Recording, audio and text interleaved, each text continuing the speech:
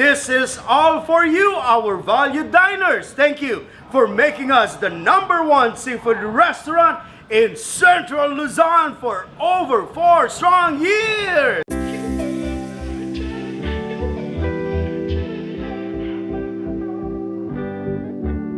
You don't forget.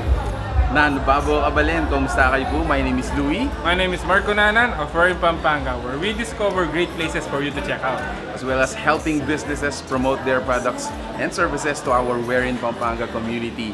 Ngayong araw na to, nandito tayo sa isa sa pinakamahalagang araw ng business na to. So we were invited for the grand opening of the second home of the Orange Bucket. So first of all, congratulations, the Orange Bucket, for your new home. It's now bigger, it's now more convenient, it's now more Cozy. Yeah. So samahan niyo po kami dito if you want to know more about this opening and the food we're gonna eat today. So tara, let's go! This is the Orange Bucket's new house. So located po ito sa MacAurthur Highway. Ang pinaka-landmark na guys is yung may Colegio de Sebastian. This is the place guys. Take a look at this. This is the newest home of the Orange Bucket. Just disclaimer guys, this is not the usual dining setup. Just for this vlog. Dito tayo kakain mamaya, Len. And later on, we're gonna eat. The feeling I will forever miss. So there you have it guys. Once again, we would like to thank you for being with us in this vlog. I can still remember nung opening ng the Orange Bucket dun sa former house niya, dun sa may San Miguel. So we also have other dishes aside from the Big Bang Seafood Bucket. So meron tayo dito ng laksa soup, meron din tayong pad thai, kimchi tang, Thai mango sticky rice, then beef bulgogi. Tapos, of course, we have some tempura, kimchi. This is a crispy baby squid. Of course, sumikat din to, yung kanilang salted egg chicken. Alright, so they have sent us more sauce for the Big Bang Seafood Bucket. So what we've just added dun sa Big Bang Seafood Bucket natin is the 2.0 sauce. It's an upgraded taste of the sauce. It's now tastier. It's more savory, guys. They added more, herbs and spices to it para mas mag-enjoy yung mga kumakain po dito. next thing to do, taste test. Alright, so I wanna try yung kanilang Ako hindi pa ako nakapunta ng Thailand. Pero grateful ako sa mga ganitong restaurant. At least they allow us to experience yung mga food. Let's taste it guys.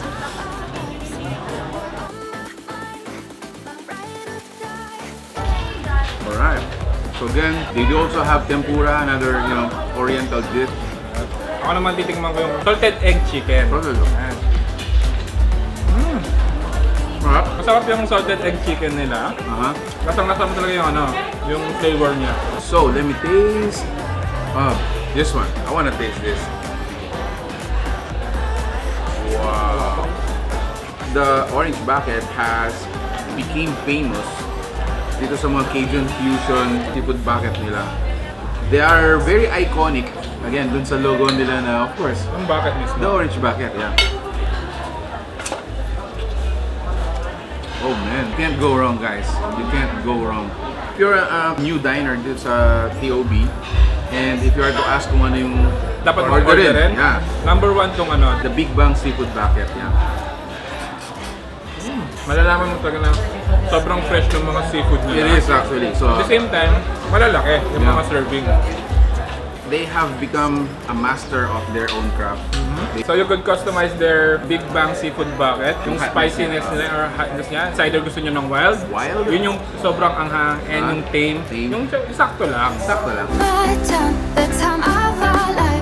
Ako naman gusto kong try yung kanilang crispy squid. So mukha kasi siyang eye-appetizing. Yeah.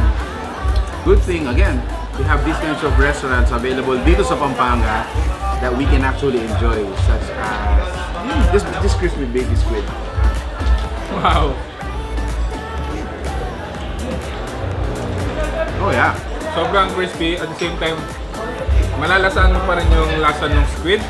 Then, add mo yung flavor na linagay nila. Sobrang sulit. So yung laksa nila guys, again, you have some huge prawns, we have some tofu, bean sprouts. To my surprise, actually guys, it is very, very authentic. So, this is it, the moment of truth, guys. So ako naman titikman ko na lang yung mga kimchi tang nila. They served this kanina, sobrang init. And ngayon titikman natin. I thought I looked smooth in your eyes and tried to make a move. Oh, wow. Sakto yung anghang, may kick, at the same time malasa. Makakarami ka nito for sure pag natinikman mo. Well, ako siguro yung taste ng laksa natin, it's for you to find out. That's my dare. If you have tasted other laksa soup in the past in other restaurants, compare it with this one. Really, guys, compare it with this one. On my mind, my ride or die, yeah. So next naman titikman natin yung kanilang beef bulgogi. Beef bulgogi. So ito yung yung mga added Korean dishes nila. Yes. So soon, mas madadagdagan pa. So when they serve this, it's really steaming. It's hot. Oh, wow. Actually, masarap siya. At the same time, malasa. If you haven't tried any Korean dishes, I think you gotta start with this. Yeah, beef bulgogi nila. You were on We want to introduce to you for our dessert. This is their Thai mango sticky rice. Again, we are grateful that these are available. You don't need to go to Thailand. Well, ako kasi I'm a person of parang mga native delicacies, no, like suman. For those of you who are like me, you're gonna enjoy this for sure. You are gonna enjoy this.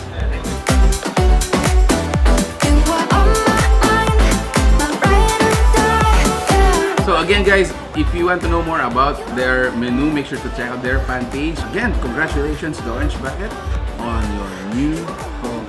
So that's it. Thank you for watching We're in Pampanga. Until our next discovery. Peace out. Bye, guys. Thanks for watching. Don't forget your first love. We were young and wild. We were up all night.